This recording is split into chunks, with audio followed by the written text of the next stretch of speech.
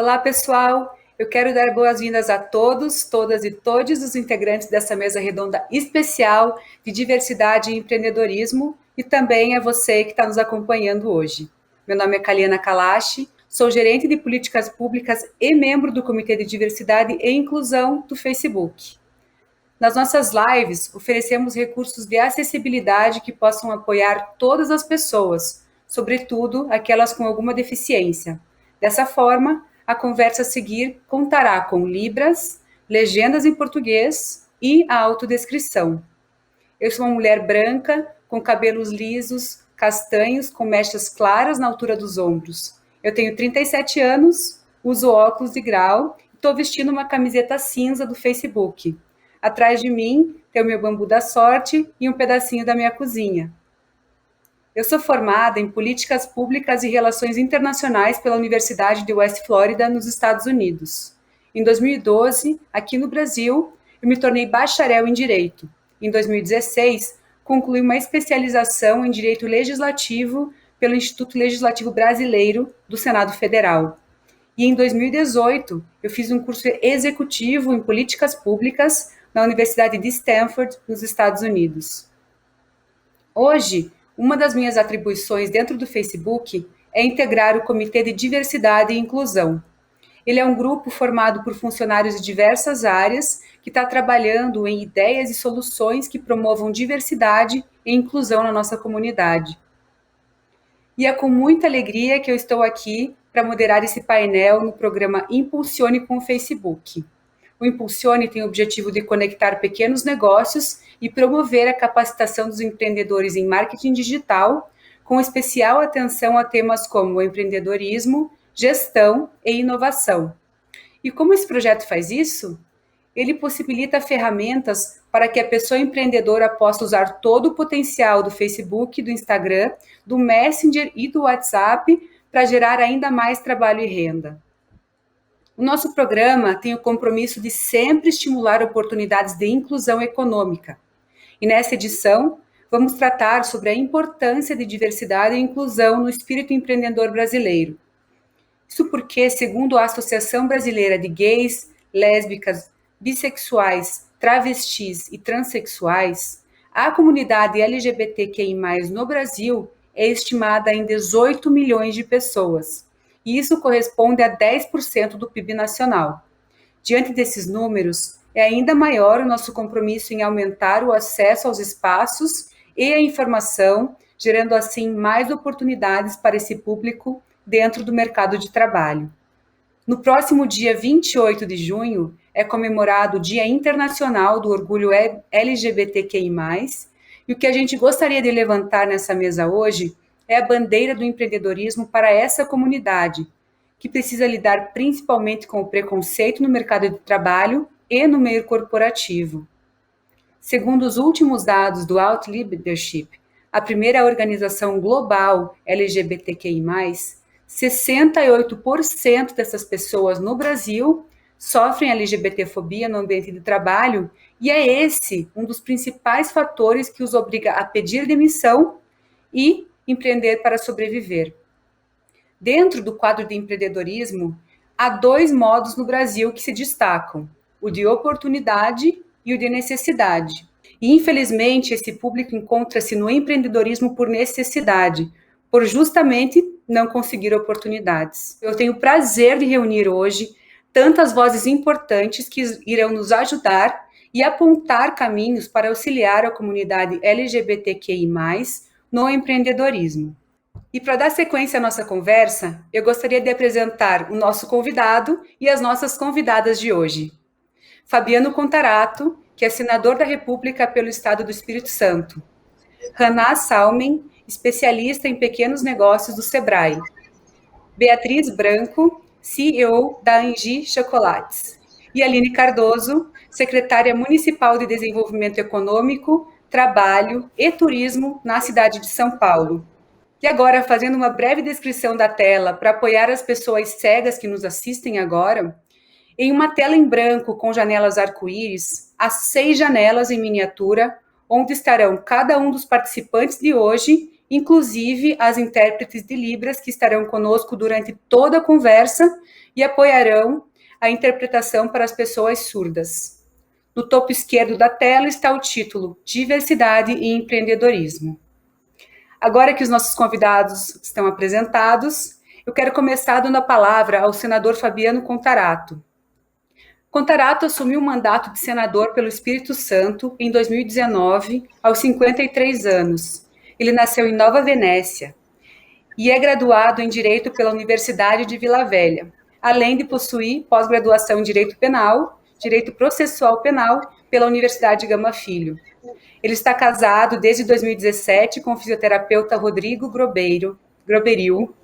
A família cresceu e hoje eles têm 2 filhos, o Gabriel e a Mariana.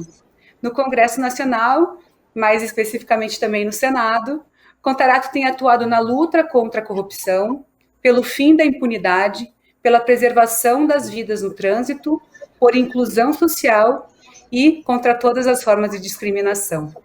Seja muito bem-vindo, senador, e muito obrigada por estar aqui com a gente hoje. Obrigado e bom dia a todos e todas e todes. Em nome de Caliana, eu saúdo todos que estão aqui. Quero agradecer esse convite, de poder participar dessa mesa e a possibilidade de apontar alguns obstáculos que esses empreendedores da comunidade LGBTQI mais enfrentam. Eu sou um homem branco, de cabelo claro, estou na iminência de fazer 55 anos, agora dia 20 de junho.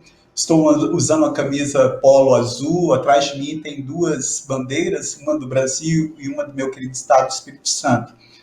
Quando falamos de empreendedorismo, nós precisamos ser conscientes e realistas com relação ao momento em que o Brasil passa. A pandemia, o aumento do desemprego empurraram milhões de pessoas para uma situação de precariedade, em que a única opção hoje no Brasil, nós temos 60 milhões de pessoas em situação de pobreza, extrema pobreza, é a uberização das relações trabalhistas, né? Então, e essa precarização, porque não estão no trabalho formal, ela vai agravar a situação socioeconômica de todos os brasileiros e brasileiras, e isso se acentua, se potencializa muito mais com a população LGBTQI+.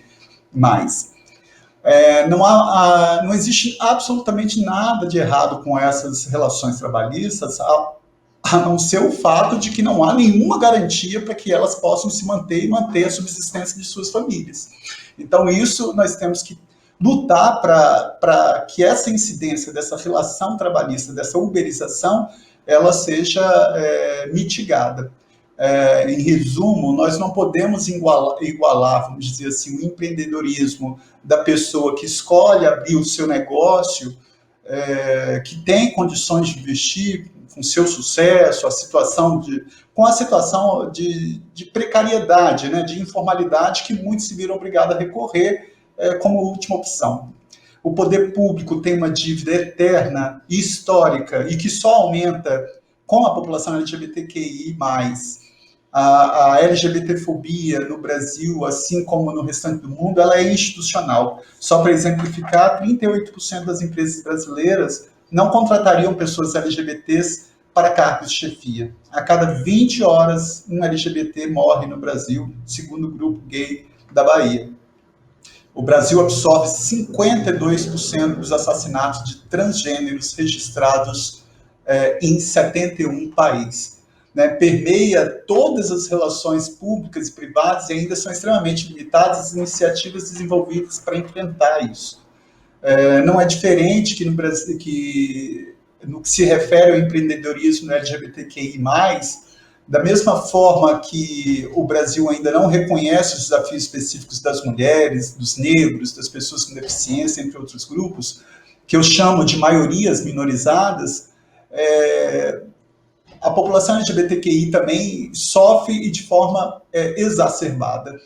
E há, inclusive, uma diferenciação que nós temos que entender que dentro da própria população LGBTQI existem pessoas que têm uma certa passabilidade. O que é isso? Elas passam como hétero porque elas não têm um estereótipo e que há um tratamento diferenciado com aquele que é transgênero, transexual.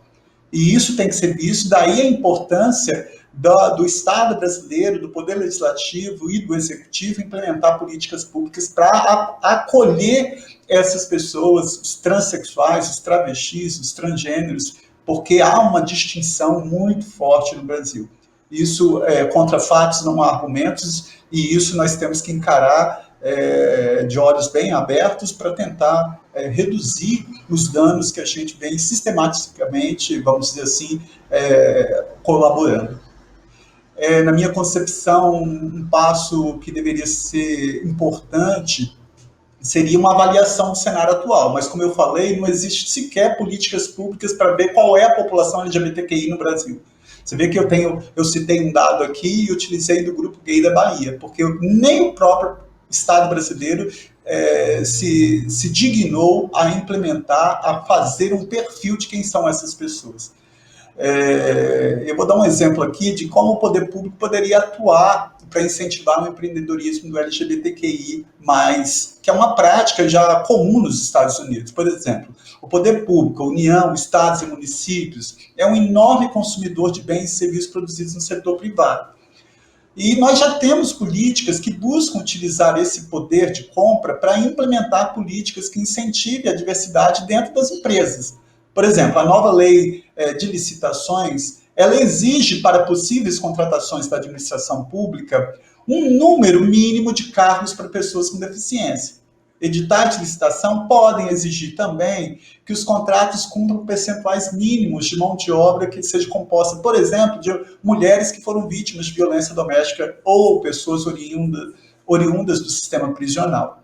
Existe, portanto, como eu exemplifiquei aqui, a possibilidade de que os governos reconheçam o valor de empresas cujos donos são LGBTQIs ou que têm programas de diversidade para incentivar o aumento de proporção desses grupos entre os empregados, assim estabelecendo condições favoráveis ou preferenciais para a contratação dessas empresas. Então, não se trata de arcar com prejuízos, mas contratar essas empresas e reconhecer os desafios particulares desses empreendedores e compensá-los com essa forma de ação afirmativa. É uma ação inclusiva. O Estado brasileiro, não basta o Estado brasileiro falar que todos somos iguais perante a lei, sem distinção de qualquer natureza, isso é uma premissa constitucional, mas que, infelizmente, estamos longe de termos um Brasil igualitário. Infelizmente, ainda hoje nós somos julgados pela orientação sexual, pela cor da pele, pela etnia, pela religião, pela origem. Infelizmente, quando se diz que o Congresso Nacional representa o povo, isso é uma falsa verdade. Se você traçar um perfil sociológico, o Congresso Nacional representa castas, os policiais elegem um policial, ele vai lutar pelos interesses daquela categoria, os advogados elegem um advogado, ele vai lutar pelos interesses daquela categoria, os rodoviários, e assim sucessivamente. Mas a grande massa da população brasileira, de pobres, desdentados, desvalidos, sem bens, sem voz, sem dignidade, sem nada, esses não têm representatividade nenhuma. Esses sofrem o rigor das leis impostas pelas camadas economicamente mais ativas. E prova disso é que eu estive, por exemplo, antes da pandemia, em Salvador, e mais de 85% da população de Salvador é composta de pretos e pardos. E Salvador nunca elegeu um prefeito negro ou pardo. Isso é uma violência simbólica para mim. Dos três poderes, legislativo, executivo e judiciário, o único que nunca foi presidido por uma mulher foi o legislativo. Isso é uma violência simbólica para mim. Eu estive em Mato Grosso do Sul e dos 24 deputados estaduais, nenhuma mulher, sendo que 52% da população são de mulheres. Assim como Martin Luther King teve um sonho, eu também sonho. Eu sonho um dia em que eu não vou ser julgado por minha orientação sexual, em que meus filhos não serão julgados por serem negros e que minha irmã não será julgada por ser mulher. Eu sonho um dia em que, efetivamente, eu teria orgulho de participar de uma mesa como essa e falar, olha, nós vivemos no Estado brasileiro em que um dos fundamentos da República Federativa do Brasil é promover o bem-estar de todos e abolir toda e qualquer forma de discriminação. Lamento dizer, esse dia ainda não chegou, porque a premissa é constitucional desde o dia 5 de outubro de 88, mas, por enquanto, ela está deitada eternamente em berço esplêndido. Muito obrigada pela sua palavra, senador. É muito importante a gente ouvir uma voz que traz tanta força e representatividade nos órgãos públicos. E ter uma pessoa como você, e com seus ideais, é ter a certeza que muitos brasileiros se sentem representados. Para dar continuidade à nossa mesa, eu chamo agora a Haná Salmen, que é especialista em pequenos negócios do Sebrae. Ela também tem um longo currículo. Haná é coordenadora nacional de acesso a mercados, com ênfase em franquias e redes empresariais, mercados e nichos. Entre eles, o mercado LGBTQI+, mercado verde, étnico e terceira idade. Haná é pesquisadora, consultora e professora em comportamento do consumidor, empreendedorismo, pequenos negócios e diversidade. Haná, é um prazer ter você com a gente. Seja bem-vinda.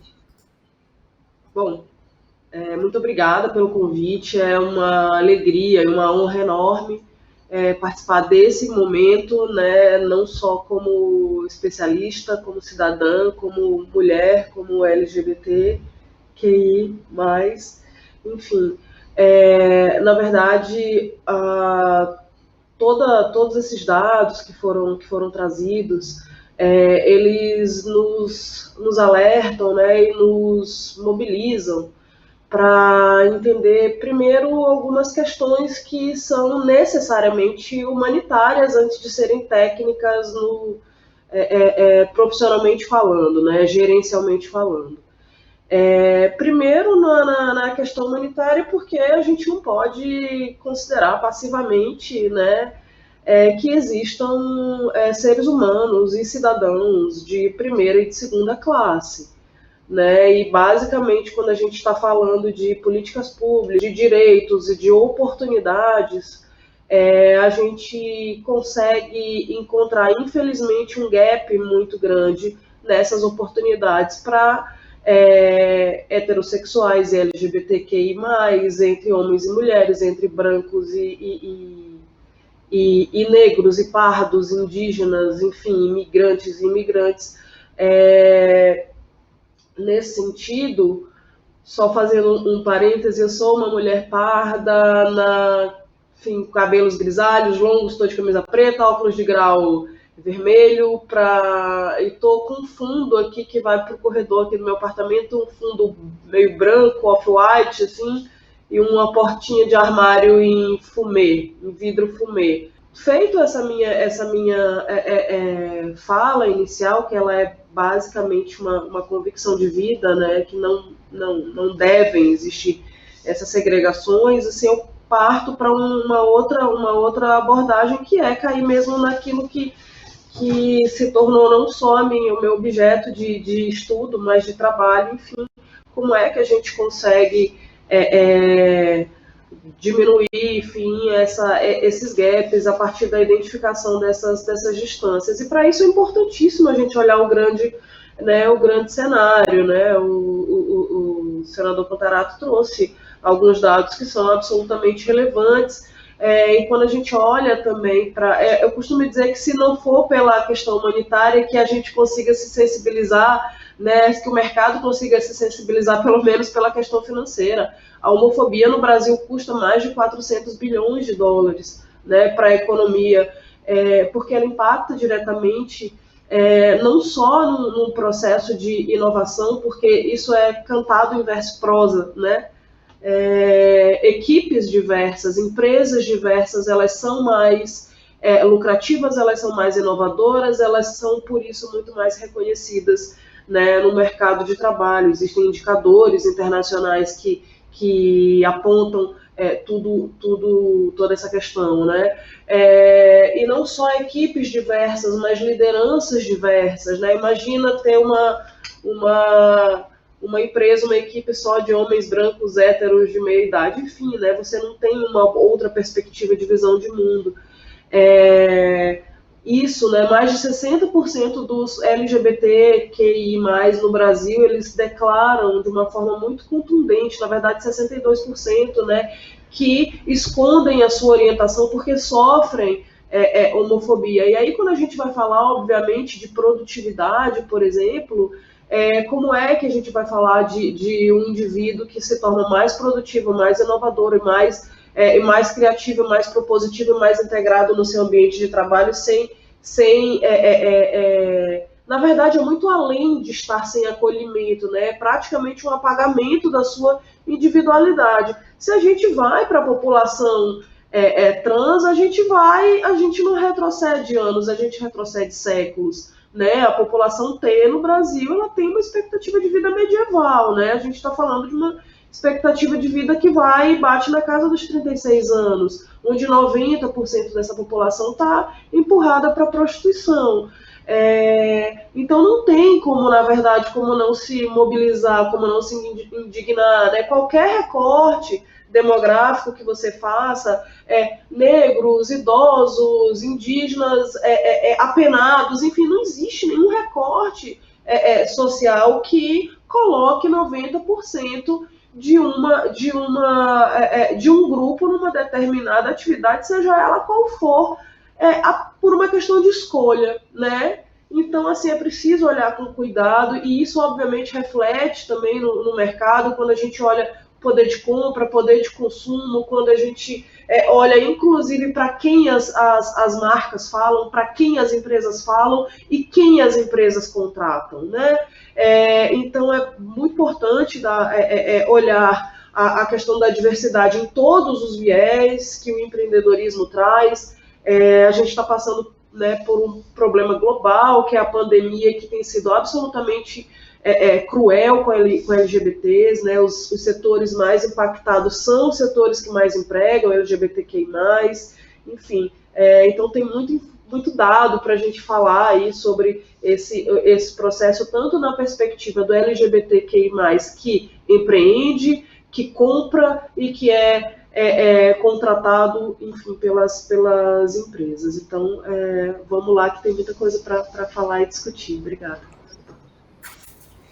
Muito obrigada a você, Haná. Obrigada também por ter colaborado com o diagnóstico dos desafios que os grupos minorizados enfrentam. E eu estou ansiosa para ouvir o que o Sebrae tem feito mais adiante para colaborar com a inclusão desses grupos. Ainda tem mais coisa boa para a gente conferir hoje.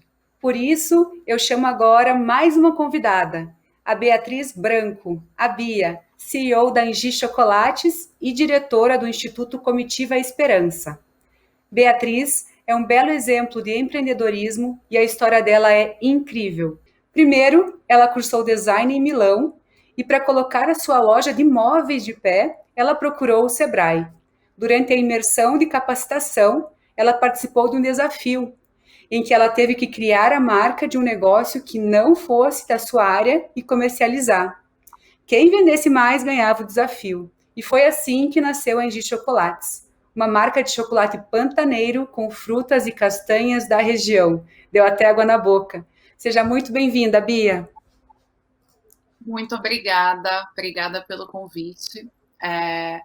Fico muito feliz por participar desse evento de diversidade. Eu até comentei quando eu tive o convite que essa é a primeira vez que eu falo como mulher lésbica. Eu já participei de muitos eventos em que eu falo como mulher e já me vi muitas vezes sendo chamada e sendo vista como uma pessoa que impulsiona outras pessoas. Então, fico muito feliz por participar de eventos assim. E eu acho que esses eventos são extremamente importantes. Talvez foi algo que faltou para mim quando eu era uma jovem que queria criar algo por conta própria, um próprio negócio, e eu não tinha esse tipo de evento, esse tipo de locais onde eu visse uma mulher lésbica sendo representada, né, tipo, e tendo o sucesso que talvez eu quisesse almejar. Então, eu acho que esse tipo de evento é extremamente importante hoje no digital por conta da pandemia, mas quanto mais nós tivermos esse tipo de evento no Brasil, na minha cidade, que é Campo Grande, Mato Grosso do Sul, acho que o Sebrae é um ótimo parceiro. Talvez isso são sugestões que a gente pode começar a implantar, né, nas nossas unidades de Sebrae que existem pelo Brasil todo, para a gente ter mais eventos assim, em que a gente ouve mais os LGBTQIA+, em diversas áreas diferentes, tanto empreendedorismo quanto outras áreas nas quais eles precisam se sentir representados. E eu sou uma mulher morena, com cabelo liso, eu tô com coque, porque eu trabalho com cozinha, né? Parei meu trabalho na produção para vir hoje conversar um pouquinho com vocês. Sou uma mulher que tem descendências portuguesas e também indígenas, então eu tenho o olhinho um pouquinho puxado. E estou aqui numa blusa azul petróleo, com o fundo da minha casa uma parede laranjada e tem uma bandeira com olho.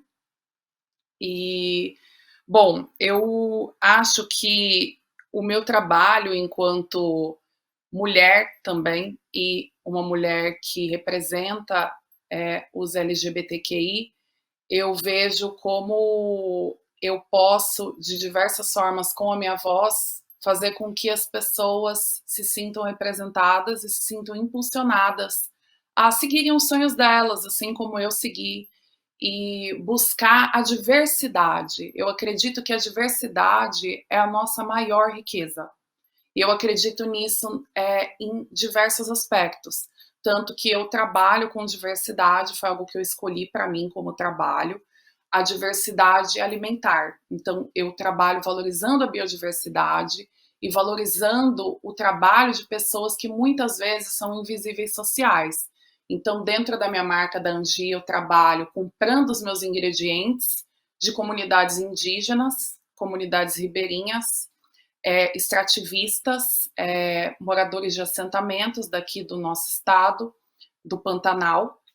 Né? Então, eu trabalho fazendo a valorização da biodiversidade também. Então, ingredientes nativos e locais que muitas vezes as pessoas não valorizam. E eu acho que a diversidade e a biodiversidade, em todos os quesitos, nós precisamos cavar isso para dentro na nossa vida. E isso também no nosso trabalho enquanto LGBTQI. Então, nós temos que ter essa oportunidade hoje no mercado de trabalho de ser vistos e ser valorizados e participar, estarmos em contato com pessoas diferentes de nós, sendo respeitados, porque dessa forma toda a sociedade vai se desenvolver, toda a sociedade vai evoluir. E é isso que nós buscamos, né? Evoluir e nos desenvolver enquanto humanidade. É isso mesmo. Muito legal, Bia. Obrigada por compartilhar tanto da sua vida, por sua contribuição. Afinal, é só quem realmente vive, né, o dia a dia que conhece de perto os desafios de se empreender. E também como medidas e programas públicos e privados são importantes nessa caminhada. E agora eu vou para a nossa última integrante da mesa, Aline Cardoso, que hoje é secretária de Desenvolvimento Econômico, Trabalho e Turismo do município de São Paulo. A Aline é graduada em Relações Internacionais pela PUC São Paulo e pós-graduada pela Universidade de Estrasburgo, na França. Ela se especializou em negociações econômicas internacionais pela Unesp e é certificada pela Harvard Kennedy School no programa de extensão focado no desenvolvimento econômico e nas cidades. A Aline também atuou como empreendedora por 15 anos, estimulando investimentos e exportações, além também de promover cooperações técnicas entre empresas brasileiras e estrangeiras. Trabalhou no governo do Estado de São Paulo, na Câmara Municipal de São Paulo e na Assembleia Legislativa de São Paulo, onde formulou e implementou políticas públicas em diversos setores.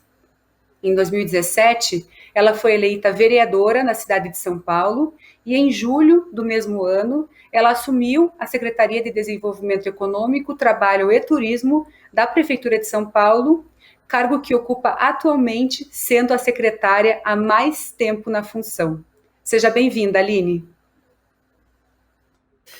Olá a todos e todas, um prazer imenso estar aqui, muito obrigada, parabéns ao Facebook pela iniciativa, queria saudar todos os companheiros que falaram antes de mim e saudar também a todos e todas que nos assistem.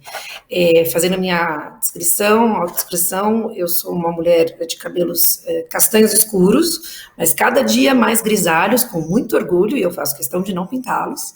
Eu estou usando um vestido azul royal, com decote em V. Eu tenho um rosto redondo, com bochechas bem grandes, e atrás de mim tem uma parede cinza metálica, que é o fundo da minha casa, da minha sala. Eu estou de home office. Estou muito feliz em falar sobre esse tema aqui hoje, porque é uma das causas que eu venho defendendo na minha vida pública. Como já foi dito, estou há 4 anos, batendo agora, nesse meio do ano, 4 anos como secretária de Desenvolvimento Econômico, Trabalho e Turismo, que é uma pasta bastante horizontal na prefeitura da maior cidade do Brasil, da América Latina, com enormes desafios, mas também grandes oportunidades e, acima de tudo, muita responsabilidade. Muita responsabilidade por ser uma cidade tão grande, que às vezes serve de exemplo em algumas coisas, e também muita responsabilidade eu sinto por ser uma mulher pública que formula políticas públicas para 12 milhões de pessoas. Como já foi dito, eu fui eleita vereadora em 2016, assumi em 2017, então eu escolhi vir para a vida pública, assim como o senador que falou antes de mim, escolhi representar as pessoas no poder público. Portanto, eu acho que a gente tem essa obrigação de falar em nome da sociedade, e essa sociedade que, como também já foi dito, está absolutamente mal representada, né? Especialmente eu gostaria de falar sobre a questão do gênero. Eu, sendo mulher e, portanto, integrando esta maioria, eu sempre brinco nas minhas palestras, né? Os homens são a minoria, nós somos a maioria, embora muitas vezes sejamos tratadas como se fôssemos minoria, como se fôssemos um grupo fraco, um sexo frágil, nós somos maioria na sociedade, porém nós somos somente 10 a 15% nos espaços de poder, especialmente de poder público, e eu sempre disse que a gente deve refletir por que e para que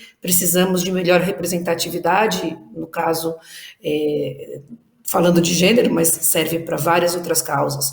Justamente porque quem formula as regras do jogo precisa entender os desafios da sociedade. Quem tem a caneta na mão, quem tem o poder de fazer leis ou de fazer políticas públicas, precisa entender as dores das pessoas. E, portanto, assim vai ter lugar de fala e condições de fazer políticas públicas que possam ser verdadeiros elementos de transformação, de inclusão, de equidade. E assim, portanto, eu tenho tentado, da melhor maneira possível, exercer esse poder relativo, né, que temos para fazer a diferença na vida das pessoas, e muito no sentido também da diversidade. Eu sou uma simpatizante da causa LGBTQI+, e, portanto, a gente tem executado uma série de políticas públicas na Prefeitura de São Paulo que ajudam na inclusão social, na geração de renda, na qualificação, no acesso ao mercado de trabalho e também no empreendedorismo de vários públicos, incluindo os públicos LGBTQI+. Para citar aqui alguns exemplos, talvez possa ser inspirador, nós atuamos principalmente, como já foi dito aqui, nos temas que apoiam o público de empreendedorismo por necessidade. Vamos pensar no seguinte: uma grande empresa já estabelecida, com mecanismos de acesso a mercado, de oportunidades, não precisam tanto da ajuda do poder público. Quem precisa são os pequenos empreendedores, e especialmente aqueles que não escolheram empreender, aqueles que estão escolhendo porque foram banidos de outros espaços, que foram levados a empreender por precisar gerar renda. E a gente começa falando sobre a cultura empreendedora, o que é empreender, por que empreender. Depois a gente fala de formalização desse empreendedor para que ele possa ter direitos, oportunidades. Depois a gente fala de qualificação, de acesso ao mercado, enfim, de crescimento com sustentabilidade. Nesse sentido, são várias políticas públicas, especialmente voltadas para os públicos de periferia, né? Nós temos, por exemplo, só a título de exemplo, 13, e vamos chegar a 20, coworkings públicos, em espaços de periferia. Eu brinco que, embora os nossos coworkings sejam um espaço, né, físico, ou seja, né, mesa, cadeira, acesso à internet, um espaço de qualificação, porque a gente oferece diversos cursos, um espaço de conexão, porque a gente conecta os empreendedores com oportunidades, eles acabam sendo um espaço também de trabalho socioemocional, de acolhimento, de diálogo, para que as pessoas possam justamente se sentir acolhidas, inspiradas e motivadas, independentemente das condições que elas apresentam como pessoas. Elas são empreendedoras, elas têm potencial. Nesse sentido, então, a gente já teve iniciativas de fora a abertura em todos os nossos programas, a gente teve turmas específicas para públicos LGBTQI+, na Fábrica de Negócios, por exemplo, que é um espaço de transformação de ideias em negócios, né? Outros cursos de qualificação empreendedora, inclusive alguns feitos em parcerias com empresas. A gente já teve hackathona focada em mulheres trans, cis e trans, mas com bastante destaque também para as trans, são absorvidas pela prefeitura nos programas com bolsa da prefeitura, mas elas passam então por uma inclusão e uma qualificação e depois são convidadas para um processo seletivo ou para o empreendedorismo. E aí é legal dizer o quanto a gente tem parceria com empresas privadas que oferecem vagas para esses públicos. Eu queria também citar algumas iniciativas que a gente tem, por exemplo, para mulheres vítimas de violência, como o programa Tem Saída, que é um programa de geração de emprego para as mulheres vítimas de violência e, algumas vezes, são mulheres trans também vítimas de violência. Nós já atendemos em parceria com o Ministério Público, o Tribunal de Justiça, a Defensoria, ONU Mulheres, mais de 1.900 dessas mulheres vítimas de violência e 1.028 chegaram a ser encaminhadas para uma vaga de emprego. Agora, por que a gente faz isso, né? Primeiro, porque eu me lembro no meu discurso de posse, em 2017, que eu falei que São Paulo tem que ter políticas públicas conectadas com a realidade e com o futuro. Tenho falado muito sobre o futuro do trabalho, e eu digo futuro do trabalho, não futuro do emprego. Futuro do trabalho compreende e muito o empreendedorismo. O empreendedorismo é uma forma de trabalho, e uma forma de trabalho que cresce cada vez mais. A gente entende que os temas de geração de renda passam por uma grande transformação, cada vez menos a gente tem a carteira de trabalho, né, tradicional, que a nossa mãe e nosso pai queriam que fosse a nossa forma de geração de renda, e cada vez mais a gente fala de associativismo, cooperativismo, economia solidária e empreendedorismo. Então o futuro vai nessa direção, e o futuro também vai na direção da diversidade. Cada vez mais se fala sobre o assunto, porque cada vez mais ficam flagrantes os desafios, né? Acho que já foi falado aqui, apesar de nós não termos números oficiais, e isso é um grande problema, a gente tem números que mostram a dificuldade desse público para gerar renda, para se incluir, e, portanto, a gente precisa de políticas públicas em todas as esferas. Nós estamos fazendo a nossa parte na cidade de São Paulo, mas é muito importante que o governo do Estado, que o governo federal também façam sua parte, assim como, claro, as empresas e os atores econômicos em geral. Mas a gente entende que há um processo com essa sensibilização, embora estejamos longe do ideal, há um processo de sensibilização e o início de uma transformação. Os números que são divulgados mostram que as empresas, que o mercado de trabalho precisa se abrir para essa realidade.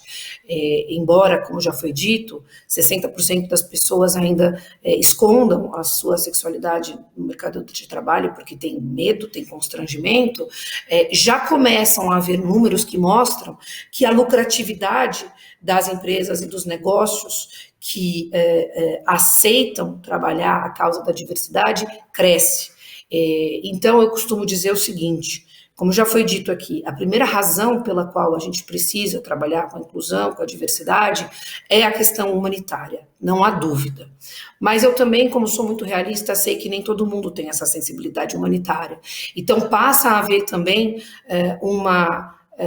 um diálogo sobre questões econômicas, né? Quer dizer, tem empresas que podem até não optar por posicionamentos humanitários, mas com certeza vão optar por posicionamentos que tragam a elas mais lucratividades. Então, essas pessoas, até por uma razão bem pragmática, precisam também adotar a causa da diversidade. Então, eu acho que com isso, terminei aqui um círculo de ideias, a gente mostra que o futuro pertence a quem atuar em favor dessas causas inclusivas e diversas, seja no poder público, seja no poder privado. A gente não pode mais se omitir.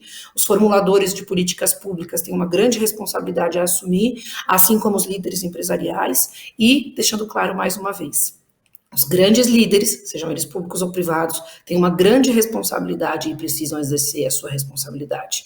Eu, quando resolvi não me candidatar à reeleição, apoiei a eleição de uma mulher, e tenho muito orgulho disso, e nós precisamos, como eleitores, como cidadãos e cidadãs, escolher nossos representantes de maneira a ter a diversidade do nosso país nos espaços de poder. E, por fim, só deixar aqui uma informação da qual eu me orgulho muito.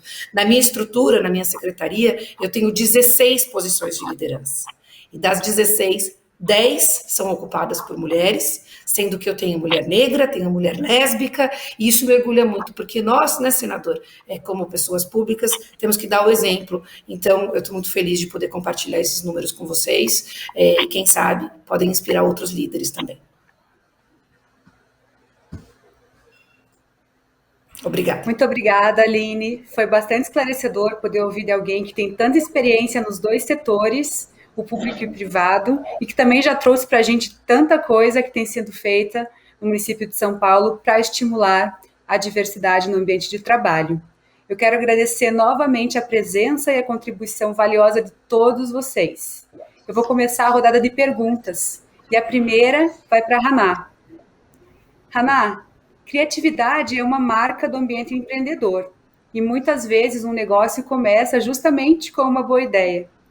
Então, qual é o melhor caminho para que as pessoas LGBTQI+, que queiram empreender, transformem essas ideias em realidade de forma sustentável?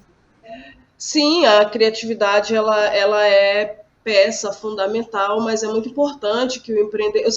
Eu gosto de falar que o empreendedorismo, né, a gente precisa ter uma boa embalagem para quem a gente entrega, mas em tese... empreender, ele traz os mesmos desafios de conteúdo para qualquer público, né? Os desafios eles se tornam mais complexos em função das estruturas sociais, educacionais que aquele indivíduo se encontra ou de onde ele vem. Por isso é muito importante você ter ações afirmativas e com muita constância que promovam o empreendedorismo de uma forma muito mais continuada, por exemplo, para mulheres, ou para 60 mais, ou para pessoas com deficiência, enfim, né, para as minorias já conhecidas, né? A criatividade ela é parte fundamental do processo de inovação e de diferenciação no mercado. E sim, você tem, né, no público LGBTQI+, a gente não tem dados, né, para capturar isso, que eu vou dizer é basicamente uma percepção a partir da experiência que eu tenho, seja como consumidora, ou seja como profissional, mas é um traço bastante presente, né, a originalidade. Tem uns 2 anos a gente fez um evento no Sebrae Minas, né, lá em Belo Horizonte mesmo, e a gente levou um empreendedor, uma empreendedora, na verdade, transgênero, né, que ela trabalha com entretenimento, né, ela é drag e trabalha com entretenimento, enfim, shows e tudo mais.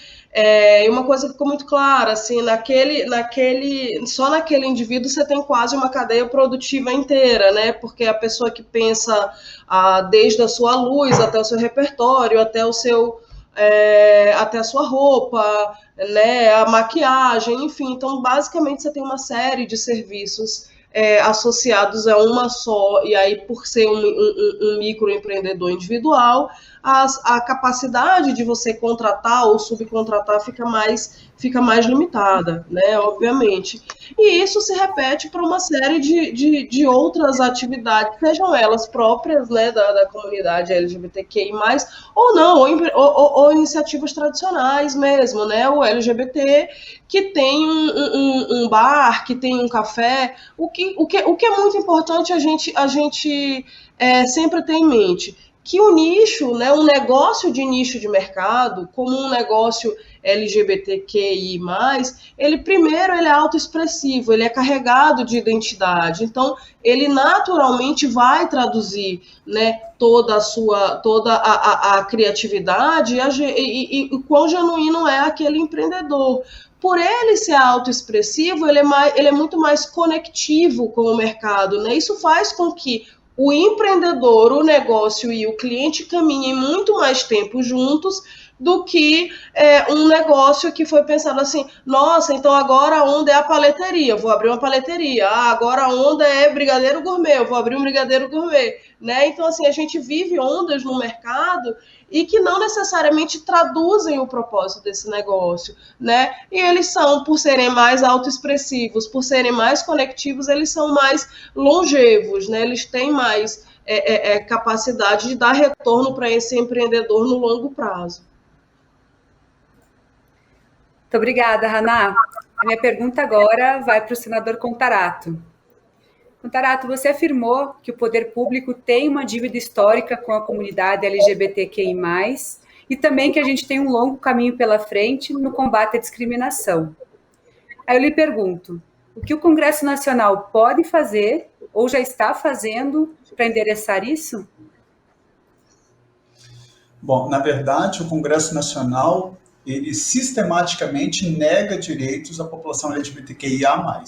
Porque se nós fizermos uma retrospectiva de todos os direitos conquistados por essa população, e aí eu pontuo, direito ao casamento, direito à adoção, direito a doar sangue, que aconteceu apenas no ano passado, e a Anvisa não queria nem cumprir a decisão do Supremo Tribunal Federal, eu tive que entrar com uma reclamação no STF, direito de adotar um nome social, direito de declaração de imposto de renda em conjunto, direito de receber o benefício de pensão por morte do esposo ou da esposa da população LGBTQIA+.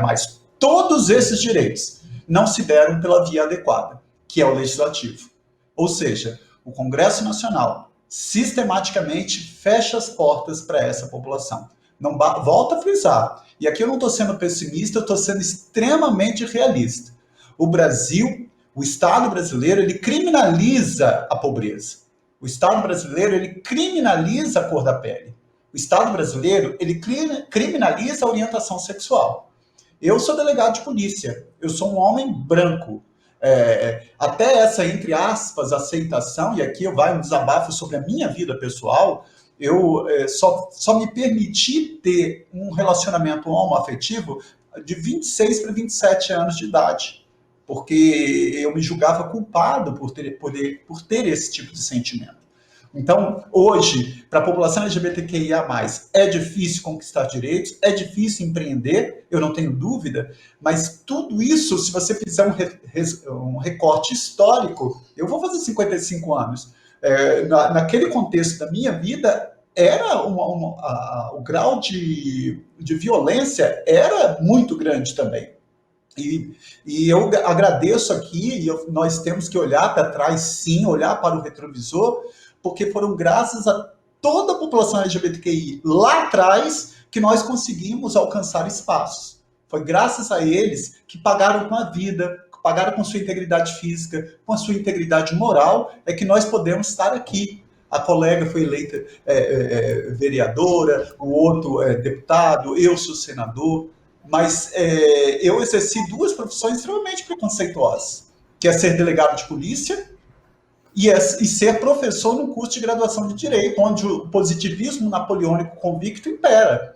Se eu fosse professor em qualquer outro curso, de qualquer outra área, de humanas, exatas, que não o Direito, talvez fosse até mais fácil. E consegui ainda ser eleito como senador pelo Estado do Espírito Santo. Então, até essa aceitação, eu durante muito tempo ouvi na minha vida, e isso me doía muito, as pessoas falando, não que eu seja inteligente, longe disso, mas falavam assim, o Contarato é muito inteligente, mas ele é gay. Esse mais ele permeou, acompanhou minha vida eternamente.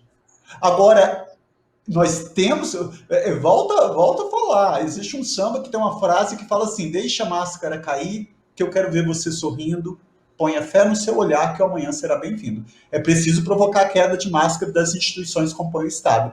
Porque ser um homem gay, branco, cis, com estabilidade financeira, com trabalho, sendo empreendedor, é muito tranquilo. Até essa aceitação, muitas pessoas falam assim, que legal, seu pai de 86 anos foi no seu casamento com seu esposo, sua família aceita. Primeiro que eu não tenho que ser aceito por ninguém, eu tenho que ser respeitado como ser humano. Mas até essa aceitação, ela passa pela inserção no mercado de trabalho. Se você é um empreendedor, as pessoas vão, entre aspas, te aceitar. Essa aceitação ela é totalmente mascarada, vilipendiada. Eu volto a falar, 27 anos como delegado, eu fui utilizado pelo Estado para agir de forma contundente contra pobres, afrodescendentes e semi-analfabetos. Porque o Estado criminaliza essa pobreza. E não existe políticas públicas para incentivo ao empreendedorismo da população LGBTQIA+.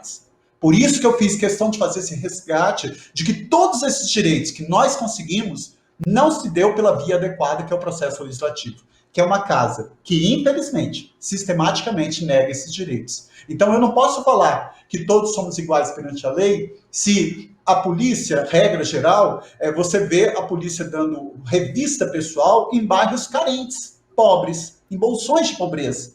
Como se o pré-requisito para ser criminoso fosse ser pobre, ser negro, ser gay. E não é isso. Qual o percentual da população brasileira? Você verifica a polícia dando uma busca pessoal em jovens em bairros nobres? Não vê. Porque o pré-requisito para ser criminoso no Brasil é ser pobre? Não, eu não posso. A gente não pode perder a capacidade de nos indignarmos. E isso eu não quero ter nesse mandato que não fale isso. Porque Platão falava que a sabedoria está na repetição. E eu sistematicamente vou repetir.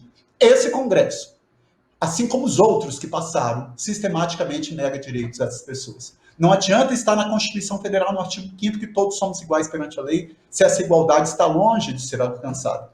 Não adianta você verificar que, infelizmente, no Brasil, uns são mais iguais que outros. Então, eu acho que nós temos que ter efetivamente, não só reagir aos ataques, o Congresso Nacional tem que reagir, mas ao mesmo tempo tem que ser proativo, implementando medidas e projetos de leis que efetivem, pela via adequada, todos esses direitos que eu elenquei da população LGBTQIA+, que infelizmente não se deu na forma como deveria se dar, que é através do processo legislativo. Obrigado e desculpa por ter me alongado.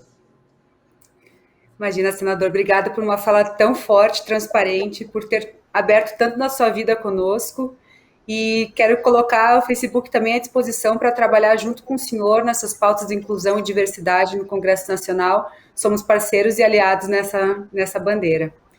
E eu vou falar agora com a secretária Aline, e eu queria saber, Aline, você contou um pouquinho dos programas que a Prefeitura de São Paulo já tem em andamento para grupos minorizados, mas eu queria que você contasse para a gente como que as pessoas fazem para ter acesso a esses programas. Aonde que eles vão, com quem que eles têm que conversar, se o processo é muito burocrático ou não. Conta para a gente. Claro. Antes eu vou tomar liberdade só de comentar um ponto do que o senador falou, de fato numa fala assim apaixonante e muito, que nos trouxe muita verdade, muita paixão e ao mesmo tempo um grande alerta, né?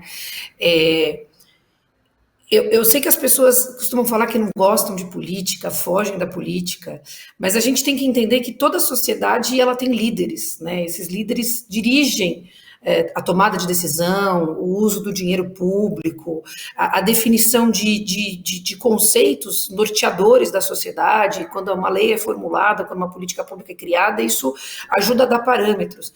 Enquanto houver um afastamento da sociedade, da política, ou uma banalização, ou nivelar todo mundo por baixo, a gente vai ter mais dificuldade de mudar essas realidades, né? Nós precisamos de muita educação política, nós precisamos que a população escolha melhor os seus líderes, líderes que lhe representam, líderes que vão construir políticas públicas que lhe ajudam a viver melhor, a ter mais qualidade de vida, a ter uma sociedade mais justa. Então, essa necessidade de ter formulação de políticas públicas que atendam às necessidades e aos anseios da população, ela é desproporcional com o interesse das pessoas por escolher líderes que vão fazer isso. Então, a gente tem uma grande necessidade de uma atuação pública em favor da inclusão, da diversidade, de uma sociedade mais justa, e, ao mesmo tempo, as pessoas, e muitas vezes são as pessoas que necessitam dessas políticas, não fazem escolhas que vão ajudar a mudar essa realidade. Então, nossos programas, eles são acessíveis por todos os nossos canais,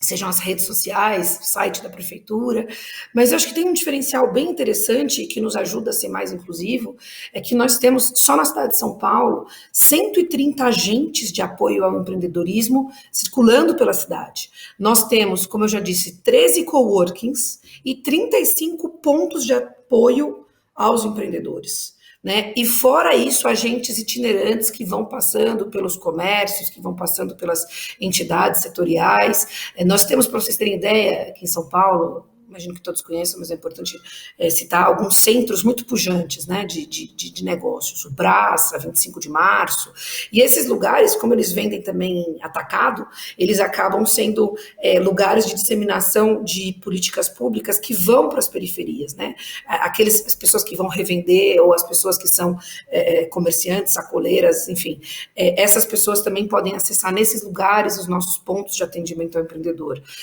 Para quem, eventualmente, nunca teve acesso a isso, é importante sempre estar atento nas redes sociais, na internet, mas eu acho que o importante é assim, nós temos tentado ser, e eu acho que é assim que o poder público tem que ser, o mais acessível possível, ter o máximo de capilaridade possível e dialogar com todos os públicos.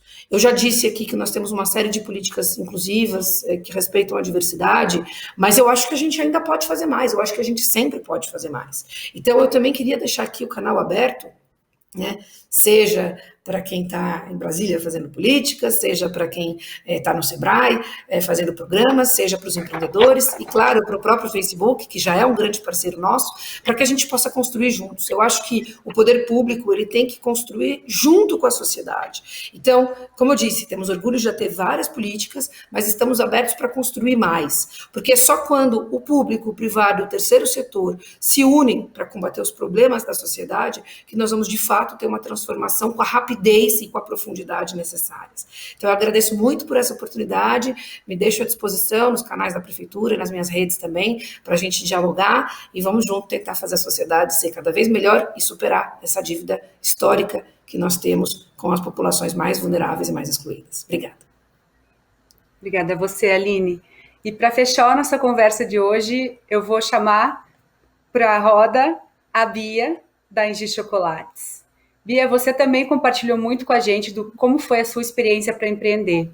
E eu queria que você contasse um pouquinho mais de qual é assim, o maior desafio que o empreendedor LGBTQI+, tem, e se também existe um pouco da própria pessoa se sentir desincentivada a buscar ajuda na hora de empreender, até talvez por vergonha ou por as questões de preconceito que a gente sabe que existem. Bom, eu acredito que eu vou falar, né, do meu lugar de fala.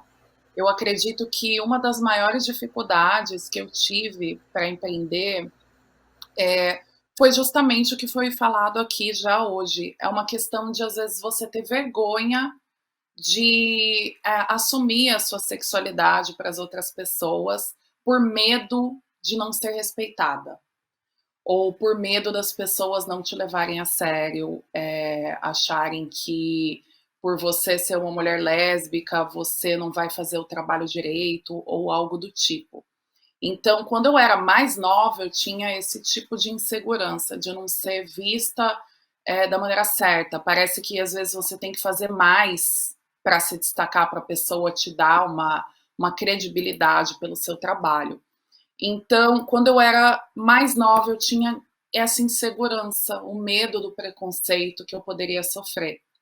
E conforme eu fui trabalhando isso dentro de mim, psicologicamente, eu acho que tem bastante esse trabalho psicológico que nós, enquanto LGBTQIA, também temos que fazer, porque a gente vai encarar preconceito, vamos ter que encarar os nossos medos para empreender. E os medos de diversos tipos, de violência física, de violência psicológica, de você sentir que você não é bem-vindo em um lugar. Enfim, são diversos problemas que a gente pode sofrer no nosso dia a dia. E eu tive que romper essa barreira na minha vida para eu me sentir segura para me colocar em qualquer lugar e não ter vergonha de apresentar a minha namorada na maior naturalidade. Então, eu acho que ao longo do tempo, enquanto empreendedora, eu fui incorporando essa segurança dentro de mim, em que independente do que eu fosse encontrar pela frente, eu ia me posicionar dessa forma. Como uma mulher lésbica, ia apresentar minha namorada e ia me colocar dessa forma em qualquer lugar que eu tivesse. Então, eu acredito que, no meu caso, né, eu sempre me posicionei com muita segurança e respeito. E por conta disso, tive o privilégio de ter sido respeitada. Eu já passei por situações de assédio em que eu tive que me posicionar, em que eu fui reclamar, inclusive foi dentro de uma repartição pública daqui da minha cidade. E assim, são algumas dificuldades que, enquanto LGBTQIA, eu tive, mas acredito que também existam várias dificuldades que eu passe por ser mulher, né? E acredito que as mulheres trans também passam essa dificuldade. Não que os gays também não passem e outras pessoas não passem também dificuldades por ser uma minoria ou por ser diferente do comum, do padrão. Mas muitas das dificuldades que eu passo também enquanto empreendedora são dificuldades que nós temos em qualquer área, né? Quando a gente quer empreender, a gente tem que ter muita busca por conexão com outras pessoas. Então, eu tenho uma comunidade LGBTQIA aqui bem boa na minha cidade, as pessoas têm bastante comunicação, elas apoiam uns os trabalhos dos outros. E eu acho que é muito importante hoje a gente ter isso, essa valorização pela união com os similares ou iguais a nós, e buscar exigir os nossos direitos, né? Então, buscar fazer encontros, rodas de conversa, montar coletivos, para exigir os nossos direitos. É isso. Muito obrigada, Bia. Eu quero agradecer também a todas, todos e todos vocês que acompanharam mais uma mesa redonda promovida pelo programa Impulsione com o Facebook. Eu estou muito feliz e orgulhosa de ter participado desse encontro potente que levantou tantos pontos importantes. Estamos chegando ao fim dessa mesa redonda, mas esse tema é tão importante e apaixonante que a nossa conversa não acaba por aqui. Eu aproveito e convido você que está nos assistindo para participar do nosso programa e se capacitar para conseguir aumentar o resultado do seu negócio. Uma excelente tarde para vocês e até a próxima.